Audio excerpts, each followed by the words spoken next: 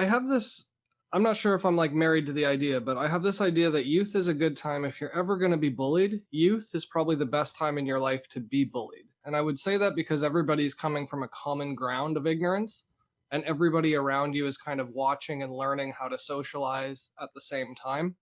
So it's kind of a good place for gender talk and bullying. But on the same token, I don't want to assign this to our teachers. I So really don't I think have it's the like place a of couple school. points to make based on that. So Please. first, for like minor things, yes, for being pushed in the dirt every day and being called a piece of crap, like it's like when you are developing your coping mechanisms, like you're even younger than like youth, when you're developing your coping mechanisms when you're like very young and watching your parents, like you need to learn how to cope with emotion, because there's actually like a lot of really interesting research into what they call adverse childhood experiences and how those are related to like tons of different diseases, lots to do with inflammation, like substance use, like depression, basically every psychiatric disorder can be related to having these experience. Yeah, like, and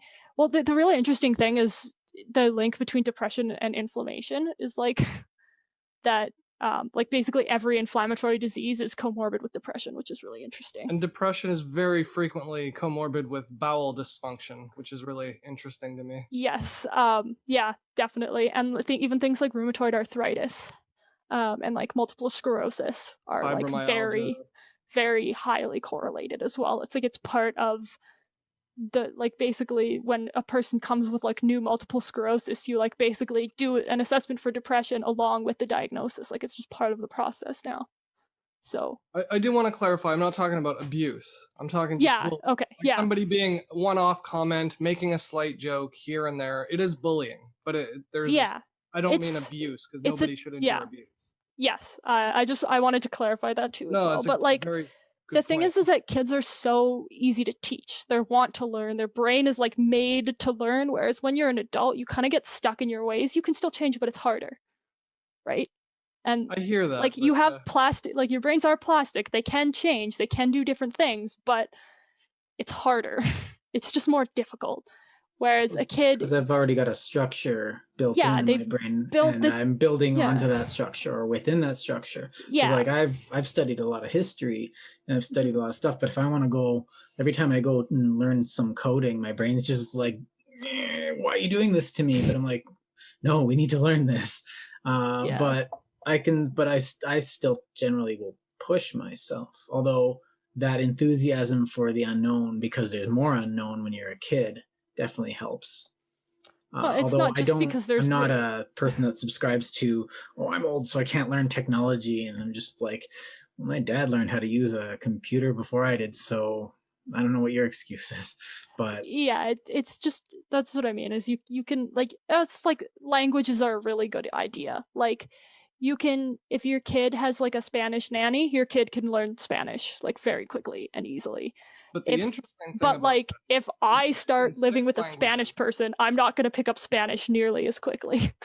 But anybody who's a whatever they call that, linguist, polyglot, they can learn 5th, 6th, 7th, and 8th languages more easily. Yeah, so and they have less chance of getting dementia. The one exposure, it's just the fact that your brain is exposed to more sound, lets it be exposed to even more sound later on. And like once you have our culture of expertise is what's causing this age, we can't learn anything past a certain age idea. Yeah, I think that's more a product of specialization in an economy than anything else. I don't want to learn anything new, rather than we train our brains not to learn new things, to specialize, to only learn this one thing really well, because it matters to us for so much of our lives, like during school, then testing, then our first job, then impressing the boss, then getting promoted.